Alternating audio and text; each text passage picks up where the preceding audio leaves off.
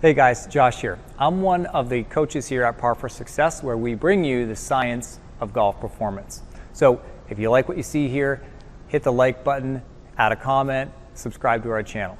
What I want to share today with you is the worst golf tip I ever got. And the worst part of it is I got it in a lesson from a golf pro. And this tip was also validated by a lot of the Golf Digest swing sequences and swing sequences on TV, watching the pros.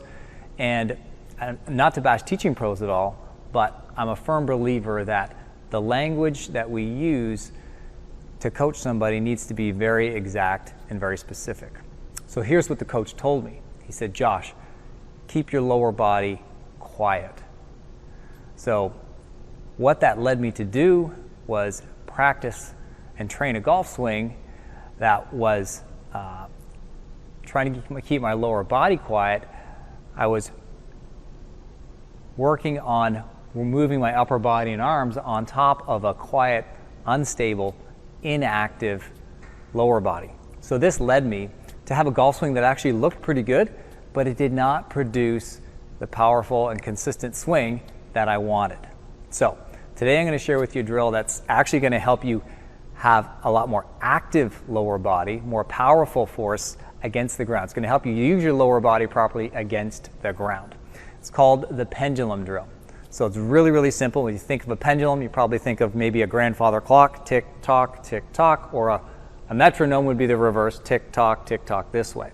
So the pendulum, if you think of my arms as a triangle in the golf swing, if I just swing my arms back and forth, okay, I'm not really gonna generate much speed or power without using the ground forces here. And these ground forces are validated by our world-leading research team. We use dual force plate technology to do research on all our members, and we're learning that the more horizontal ground forces we can use, okay, in other words, that means a weight shift in your golf swing. Horizontally, I'm driving pressure into the ground laterally, left and right. Those are horizontal ground forces. Essentially, it's just a weight shift, okay?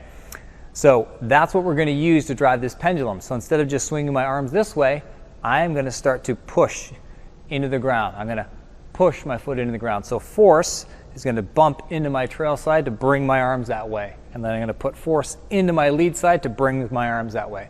So the force into the ground, these horizontal forces, are preceding the motion of my arms. And you can see my head staying pretty steady, but I'm really, you can see from the side view in the camera as well, that I am going to be driving my hips into the, and legs, feet into the floor. Now I can really get these arms moving. So that's kind of level one, just letting the arms hang into that pendulum. Now, to up the ante a little bit, I've got a 15-pound medicine ball here. Now you could just use any object at home you have that's got some weight to it. I would say at least 10 pounds. So anywhere between 10 and 20 pounds is probably good. I'm going to be in my golf posture and just start to put that force down into the floor and the ground a little bit. So again, I'm not just going to move my arms this way. If I wanted to throw this ball as far as possible, I'm going to have to load and unload into the ground. I'm probably going to load into the lead side and then come back to the trail side and throw with my legs. If I just keep my legs inactive or quiet and try and throw this ball, it's not going to go very far. But if I start to get my lower body working here, now you can see that I'm really pushing into the ground using these horizontal forces to get this ball moving. And this is 15 pounds, so it's not super light, but I'm feeling that my legs are doing all the work and my arms are just going along for the ride, holding on to the ball. So you can do 10 to 15 of those in each direction, and you'll start to feel that brings your heart rate up a little bit, and your legs and your glutes are starting to feel the work against the ground, horizontal ground forces that we talked about.